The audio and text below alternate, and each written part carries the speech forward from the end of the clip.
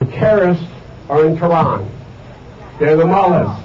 They're Ahmadinejad. They detain them to take on terror around the world.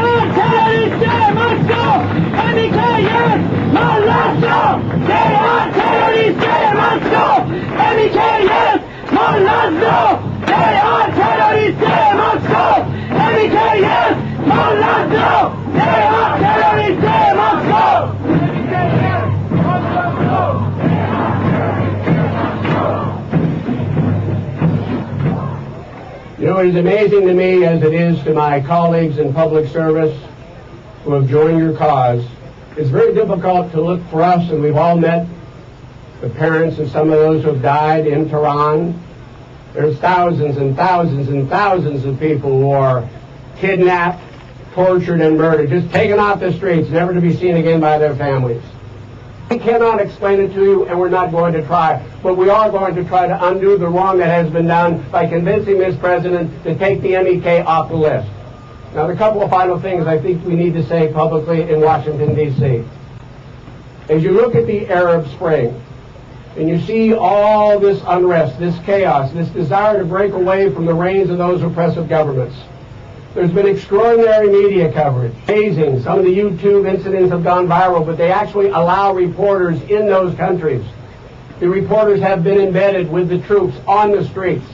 But one of the facts is that you can't get in to Iran. There are no press availability. They cannot be embedded in Iran. And Mr. President, you know, because you get those threats every day. You see what I see in much greater scale, I'm sure.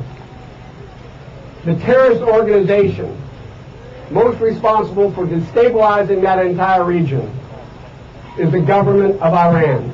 Think about it, Mr. President. Think about it, Mr. President. They are supporting Syria, that's already killed 3,000 innocent civilians.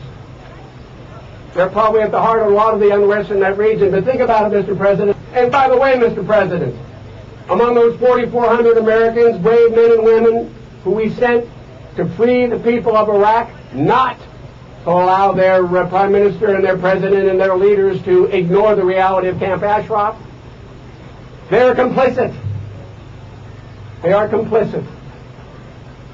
Because they have been working with Iran, and Iran has killed, among those 4,400, Iran is responsible for supporting the militia and providing the IEDs that have killed some of those same men and women that we're so very proud of and grateful for in this country. Mr. President, the facts are clear. The obligation is clear.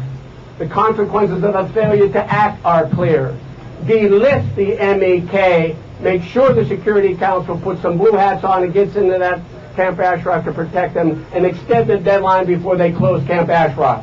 If not, the consequences are unspeakable, and we as a country would be appropriately held accountable for those unspeakable consequences. Delist the MEK.